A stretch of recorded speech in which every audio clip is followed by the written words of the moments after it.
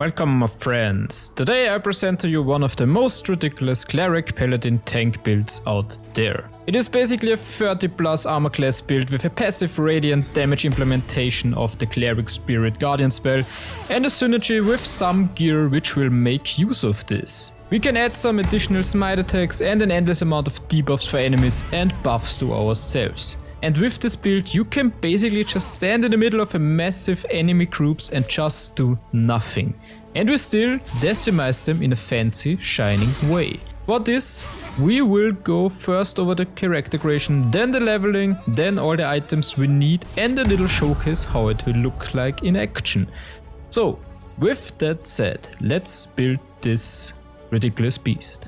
So let's start right in the character creation. And for this build we of course going with our custom character. And with this, the first choice we have to make is which race we are going to play. As always I have to say at first, this is the least important decision you have to make in this whole video and for your tank build, so pick whatever you want. But if you want to just make the best build possible, I can recommend you a few things. The first one would be to just go with the elf or the half elf with the subclass, the wood half elf. Because first off, we get an increased movement speed with those subclasses and it's just nice to have because since we are a tank, we can just move around, move to the enemies and we are just more mobile. But the second thing which is also nice is the Fee ancestry, because with this one we have advantage on saving throws against being charmed and magic can't put us to sleep, and this is especially useful since we are the frontliners, the tanks, and sometimes they will try to put us to sleep or to charm us, and with this one here it just gets easier and easier, so we are not out of combat that easily. Then the second thing, dark vision, also just nice to have, but for other races you could also just go with the halfling, because with this you have advantage on saving throws against being frightened and lucky where you reroll on the 1, which is also just nice to have. Or we could just go with the half-orc, because with this one when we reach 0 hit points we regain 1 hit point instead of becoming down, which is just nice, especially in the early game where it probably will happen a few times. Then the last thing which I think is really cool to have is just the Githyanki, because with this one we get later on the Misty Step, which is just an amazing spell where we can teleport us around and reposition ourselves between enemies and so on. Those are just a few options which would be a nice thing to choose. I will just go with the elf and the subclass of the wood elf. Then for the class we start off right with the cleric, because this is just the best way to start this build in my opinion. With the cleric we get proficiency in simple weapons, morning stars, light armor, medium armor and shields. And our main thing we will later on will need is the medium armor, which I will come later to. But that's mainly it. The cleric it is. Then for our subclass we definitely are going to play the light domain. Mainly because we get nice spells of course, but we have an insanely good subclass feature, the warding flare. Because with this one we can shield ourselves with divine light and we can use our reaction to impose disadvantage on an attacker, possibly causing the attack to miss, which is just nice for a few reasons. Because early on your defense is not the best, so if you get hit you could just use the warding flare as a reaction and make your enemy to miss. But the second thing is, later on if you really have a high armor class and the enemies would for example hit you with a critical hit, because if your armor class is like over 30, the probability that they hit you is pretty low, but they could of course critically hit you. So we could just give them disadvantage and they probably will miss you with this feature. So it's just really nice to have. Then for our cantrips, I would just go with those 3 here. First off, resistance, which just makes you more resistant to spell effects and conditions. It receives a 1d4 bonus to saving throws. It's just a nice cantrip to have. Then guidance.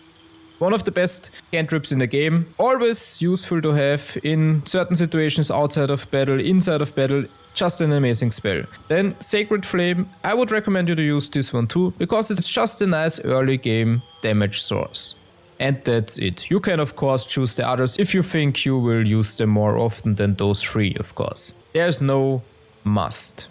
Then for the deity, you can choose whatever you want because of the role-playing aspect. So choose whatever you think will be the best. And for the background we will just go with the Guild Artisan because we get the skill in Insight, which is just nice to have because we will pump our wisdom up and we get a pretty nice bonus in this area. And it's just a nice thing to have. Then persuasion, as always, just nice to have. Then for our abilities, what we are gonna do here. The first thing, we need our dexterity all the way up to 70 since we will going to have a pretty insane armor class, and of course our initiative, which is also important because with our tank, if we are going first, we can just move up to the enemies, maybe the ranged enemies, and give them immediately disadvantage for attacks and so on. So it's just nice to have. Then for the second one, we are gonna take wisdom because basically our class scales with wisdom, but also our main damage source later on will be scaling with wisdom, so we want this high up so we can at least deal a little bit of damage in addition to our main tank purpose. Then the next thing, of course, a little bit of constitution would be nice. So we pump this up all the way to 14, so we just have a little bit of hit points and so on.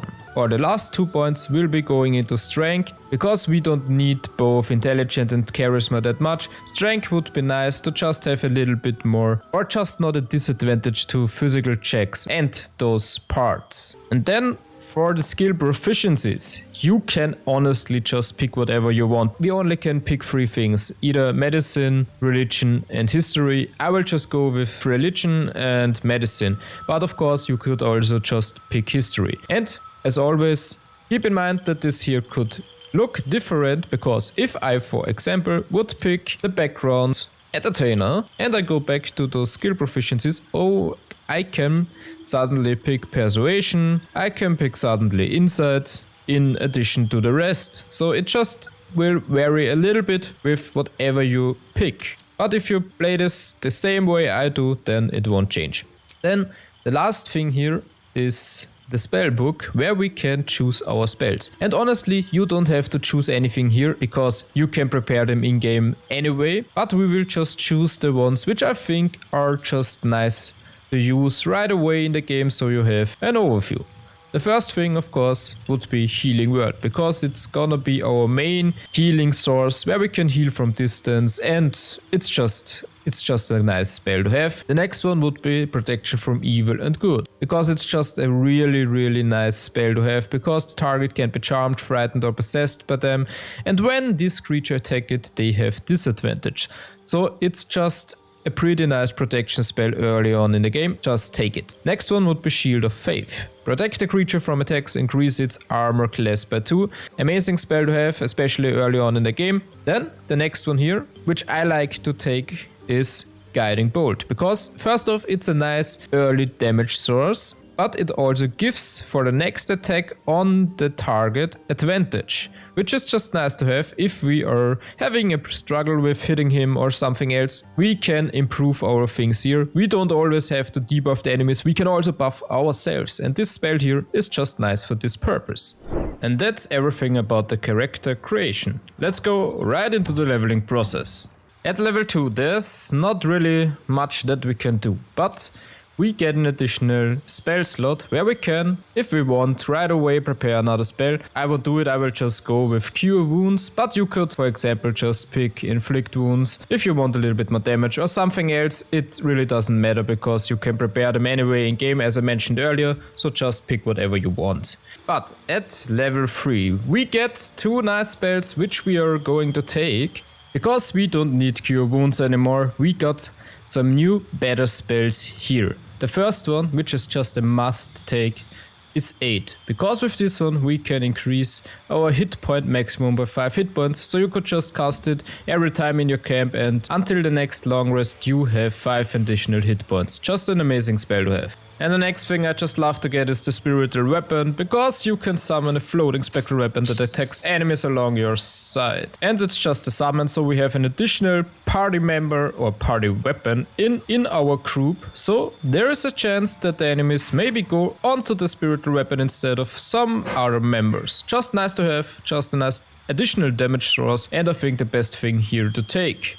Then at level 4 we can pick another cantrip. Pick whatever you would like. I will just go with Reduce Flame. But the main important part here, we get our first feat. And in my opinion, there are two decisions you could make. The first one would be just an ability score improvement and push dexterity up to 90. Because at this point, you should already got the anti-evil skill increasement of +1. So we would already be on 20 with our dexterity, which is just amazing. Another thing you can do is to just take alert, for example, because we gain +5 to initiative and we can't be surprised. And in my opinion, this can be really nice because it just basically gives us the ability to always go first in a fight. There's basically no other option than go first, and we always can take the position we want and prepare the fight in a way we want to prepare it. So it's just a really nice thing to have. So just decide which you want rather than the other. But I will stick with alert with this one. Then at level 5, this is where the build gets really going because we get 2 more spell slots and level 3 spells. And there we get first off the Spirit Guardians. And this spell is absolutely amazing because just read through it. We can call 4 spirits to protect you and nearby enemies take 3 to 24 radiant damage or 3 to 24 necrotic damage per turn, and the movement speed is halved. Basically, we are just standing right beside the enemies and they are just taking damage each turn. And if they manage to make a saving throw, they still take half the damage. So it's just absolutely insane. And when we are getting the next levels, getting higher, we can cast it in a higher spell slots and the damage will just increase. So this one here is just absolutely a must take for this build. Then the next one, you can of course just pick whatever you want. But what I think would be a nice spell to have is just Mass Healing Word, where we can heal up to 6 allies, just an additional healing spell. Always nice to have, especially since this here and the normal healing word are just bonus actions, not the main actions, which is nice in addition to the whole other stuff. Then for level 6, this is basically the last level I would stay in the Cleric. I mean, you have 2 decisions. Either you just pump Cleric up to level 12 because it is manageable to just make a mono Cleric build and it works just fine. But the other thing is that we, after level 6, get into the multiclassing, but I will come to that in a second. First off, with level 6, we get an amazing subclass feature, the improved Warding Flare. So, you know the earlier one, the Warding Flare, it's basically the same thing, but with the improved Warding Flare, we can make the same thing just when an enemy attacks an ally. So we can use our reaction to protect an ally instead of just us. So it's just a nice addition to use this for even more protection of our whole party. Then, of course, we get another spell slot here. Just pick whatever you want. So at level 7, we are going to multiclass, and for this we are gonna pick the Paladin because we want to be able to deal a little bit of extra damage with our smite abilities of this multiclass. For this we are gonna pick just the Oath of Vengeance subclass and continue to level up. At Paladin level 2, we already get the Divine Smite actions, which we can use for our additional damage possibilities while fighting. So for our fighting style, we will pick defense just for more armor class, more defense, and so on. You know this already. We just keep leveling up. On level 3 we once again don't have to do anything. We get some more spells and can prepare spells, but you know this, you can do this in game. You don't have to do it here. At level 4 Paladin, we can choose our feat. And for this we take the ability score improvement and get our dexterity up to 20. We should already have this on 18 with the anti-evil +1 on dexterity, so don't be confused why it's not on 20 yet. It should be already with this ability score improvement. Then at level 5 Paladin, we are going to get that extra attack, which is just nice to have. At few spells, then the off spell and the Misty Step, it's just nice to have. So there's nothing more to add here. We can prepare once again a little bit more spells and that's it. Then for the last level we just gonna pick the Paladin, where we get the Hour of Protection, where we and allies gain a bonus for saving throws. Absolutely nice to have. And that's basically it. So after leveling, let's have a look at all of our gear we are gonna use in this build. And to do this, I want to show it to you in 3 parts. First the Act 1 gear, then the Act 2 gear, and then the final Act 3 gear, just to give you an overview of how strong is the build in each stage of the game. So to start with the Act 1 gear, let's start with our helm. And for this, the only really helpful I found was the Vampirous Crown. When healing another, the wearer gains 1 to 6 hit points, which I think is really nice, especially for the early game. And that's basically it. For the cloak, there is nothing I found early on which is really useful, but we can go right to the armor, which will be the Luminous Armor. And for this one, it is pretty nice because first off, 15 armor class, and we get another additional +2 from this armor. But the more interesting part here is the Radiating Shockwave, because when the wearer deals radiant damage, they cause a radiant shockwave. And this radiant shockwave inflict radiating orb in a 3-meter radius, which is amazing because with this one here, every entity which is affected by it gets -1 to attack rolls per remaining turn. So if we, for example, inflict this multiple times and the enemy has like, I don't know, 7 remaining turns of this radiating orb, then they have -7 to attack rolls, which is absolutely insane because they will basically, they can't hit us anymore. Then for our clothes, we have 2 options. The first one would be the Wondrous Clothes, where we increase our armor class by 1, and in addition to that, if we have Bardic Inspiration, we gain 1 more use of it. Some of you will have a Bard, so it's pretty nice in addition to that to have this bonus thing in relation to that. But the second thing we could use would be the Hellrider's Pride, because with this one, when we heal another creature, it gains resistance against bludgeoning, piercing, slashing damage dealt by weapon attacks, which is just nice for those additional resistance against those attack types. So it just depends on what you rather want to play. I will keep this one here because I think it's just amazing. But then for the boots, we have basically a few options, but the main option here which I'm gonna use is this one, the Boots of Striding, because with this one, after we cast a concentration spell, we gain momentum for 1 turn, which is nice. But the other thing which is really nice is if we are concentrating, we can't get knocked prone or getting moved against our will, which is just absolutely amazing. And Athletics +1, absolutely nice to have. But for the second option, you could also just use the Boots of Aid and Comfort, because when the wearer heals a target, it gains an additional 3 temporary hit points. So in combination with this crown, for example, you will hit an additional hit point, so could also be nice. It depends on what you rather want to have. Then the third option would be the Disintegrating Nightwalkers, because with this one here, we just get the Misty Step spell, which is absolutely amazing for repositioning and just teleporting ourselves wherever we want. Then the next one would be the Ring of Whispering Promise, because with this one, when we heal a creature, we gain 1d4 bonus to attack rolls and saving throws for 2 turns, which is just absolutely amazing, which just gives us essentially more and more buffs and defense. It's just really nice to have. Then the Ring of Protection, armor class +1 and saving throw +1, absolutely amazing. Then for the weapon early on, I have basically 2 options I think that are nice. The first one would be the Shining Staver of Skulls, which lets us deal additional radiant damage, which is just nice because of our radiant mechanic, where when we deal radiant damage, our effect of the luminous armor triggers once again, and we get this radiant shockwave where we get an additional radiating orb. So this is just a nice combination of these things, because the enemies get lower and lower attack rolls, and this is just amazing for us. The other option would be to just go with the Club of the Hill Giant Strength, because there we will increase our strength to 19, which is just amazing to have. You just have to decide which you would rather want to take there. But let's just have a look at it, how it looks in action. So the showcase is at level 5, because there we get the Spirit Guardian spell. And as you can see, we are already at 24 armor class, which is absolutely amazing.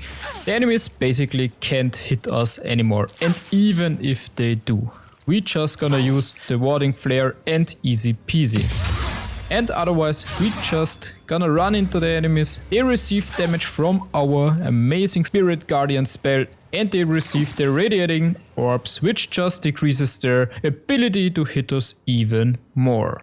And as you can see here, the enemy rolled a 15, got +4 of proficiency and +4 of strength modifier, but they got a -7 from the radiating orbs because they have 7 turns remaining, so their chance to hit us is pretty low. It's just amazing already at this stage of the game. So let's go over the gear you can get in Act 2 of the game. The first one would be the Cloak of Protection, where you get +1 in armor class and +1 in saving throws, which is just amazing. Then the next one is just preference, because we could get the UNT scale male. With this one, we can add our dexterity modifier to our armor class, and additional to this, our armor does not impose disadvantage on stealth ability checks. This is just nice, and we get the Emperor, where we gain +1 bonus to initiative rolls. But it really depends on how you want to play this build, because if we take this one here, we lose our dear luminous armor, where we gain those radiant shockwaves from our radiant damage, which is just amazing. And in addition to that, if we take the new gloves we get here, you can see when the wearer deals radiant damage, receive 1 turn of radiating orb. So we just have an additional gear which gives us those additional radiating orbs, which influences the enemies even more. So it really depends what you rather want to play. But I think the combination of the luminous gloves and the luminous armor and the radiant damage from this one, and later on the smites in the build and so on, is just absolutely amazing. Even though if we equip this one here, we jump to 27 armor class. It just depends on what you prefer. Then for the shoes, you have an option you can use if you want, the evasive shoes, which gives you acrobatics +1 and armor class +1. I'm just gonna use them for the sake of showing off this build right now, but otherwise I probably gonna stick with the boots of striding. But let's have a look how this whole stuff works. So the showcase for the Act 2 items doesn't look that different. The only difference here is we can use the Spirit Guardians on the level 4 spell slot, so we deal more damage. But otherwise it's the same principle. We just run to the enemies, they can't hit us. Like here, they always miss us, and even if they do, once again, Warding is our friend, and then just run into them. Our Spirit Guardian spell will do the rest, and even if it's not enough, we still have the Smite spell and we can just finish off the enemy in like 1 turn. It's just absolutely amazing. So finally we get to our Act 3 items, to those items which are gonna make this build absolutely insane. So for this one, we finally get a new helm, which is the Helm of Balduran. And this one here just heals us for 2 hit points at the beginning of every turn. Is just amazing. But Balduran's favor, you have a +1 bonus to armor class and saving throws, which is amazing. Then stun immunity, I can't be stunned, absolutely amazing too. And attackers can't land critical hits on the wearer. So you just have to imagine, they basically can't hit us in any situation, and even if they would with a critical hit, now they can't anymore, which is just insane. So just take this one. Then for our armor, we can take the Armor of Agility, which adds our dexterity modifier to our armor class. Additionally, this armor does not impose disadvantage on stealth checks. Yeah, that's fine. But we also get +2 on saving throws, which is amazing for our dear concentration spells and so on. Then for our gloves, we get the Reviving Hands, where we can heal a creature, it gains the effect of Blade Ward. And Blade Ward has resistance against bludgeoning, piercing and slashing damage. Just a nice thing to have. And when we revive a creature, it gains the effect of Death Ward, which is also amazing. Then strength saving throws +1, nice to have. And we get the Revivify spell. Yeah, not that essential, I'm honest. But for the next thing, we can take the Amulet of the Greater Health, which increases our Constitution score to 23, which is absolutely amazing because we could just respec our character, put all the Constitution points somewhere else and just take this amulet, and we are basically set for this game. Then we get a new cloak, which doesn't give us +1 in armor class, but at the beginning of the wearer's turn, the cloak activates, granting enemies disadvantage on attack rolls that target the wearer. This effect lasts until the wearers take damage. So you can see we are basically just impossible to hit anymore. They can't hit us. Every turn they attack us, they have an endless amount of disadvantage. We have an insanely high armor class. They now even have disadvantage on the attack rolls, and we can't get critical hits. So it's, I don't know, it's just completely insane. Then we exchange our shield.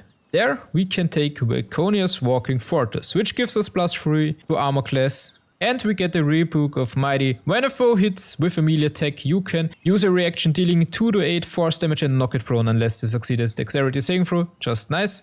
And Spell God. We gain advantage on saving throws against spells. Spell attack rolls against you have disadvantage, so it's just an absolutely same piece, which just improves everything even more. Then for our weapon, we can exchange this with the Sacred Star, which basically does like the same as our other weapon, but here we also deal 1d4 radiant damage in addition, and on a hit we can inflict 1 turn of radiating orb upon the target, so it's even more stacking with all the other stuff if we use it, of course. So you just have to think about it. Do you want to get all the bonuses from all the other equipment, or do you want to choose the luminous armor plus the luminous clothes plus the Sacred Star and just giving the enemies basically an endless amount of radiating orbs and they can't do anything anymore? I mean, in both variations they can't do anything anymore, so it's, if I'm honest, it doesn't really matter, it just depends on what you rather want to play. But let's just take it, and we can put on our second hand the Dead Shot, because with this one here we are in a distance for some reason. We have dexterity on 20, so we even do some nice distant damage with Difton, so it's just a nice little extra we can take. Then there's just one more thing I want to mention after all the gear, which are elixirs. And the first one which we could use is just the Elixir of the Bloodlust, which once per turn, when we kill a foe, we gain 5 temporary hit points and an additional action, which is absolutely insane. You will see it in the showcase then, because I make use of it. And that's basically it with this one. But the other one, which is also nice, is the Elixir of the Peerless Focus, because we gain advantage on concentration spells and against being charmed. Magic can't put us to sleep. It's just absolutely amazing. If we want to really make sure that we won't lose our concentration once, we basically are just immune with, if we get this one in addition to everything else. So let's just get into the showcase. For the showcase, you can already see we have like 32 armor class, which is just absolutely overkill, but absolutely amazing, because we just stand there and nothing will happen. I took the Elixir of the Bloodlust, which I said I will, and let's have a look. So the principle always stays the same. We just run in, we deal our damage with our Spirit Guardian, just this time casted as a level 5 spell slot, so it deals even more damage, even on a successful saving throw from an enemy. Still nice and still doing damage. Then the second part, they will miss every single attack. We are immune at this point. And to finish this all off, we can just use Divine Smite. And the thing is, which is absolutely amazing, if we use this and kill an enemy with it, then the Bloodlust Elixir will give us an additional action, and we can just cast Divine Smite again, run to another enemy, and if we kill it again, then to the next one, and so on. And it is basically just a 1 turn overpowered tank damage escalation, and that's basically the whole build. This is how it looks when it's finished, and that's it. And if you're still here, thank you for watching. I hope it helped you in some way, and if not, then I'm sorry. But otherwise, thank you for watching, thank you for the like, comment, whatever, and have a nice day. See you soon. Bye.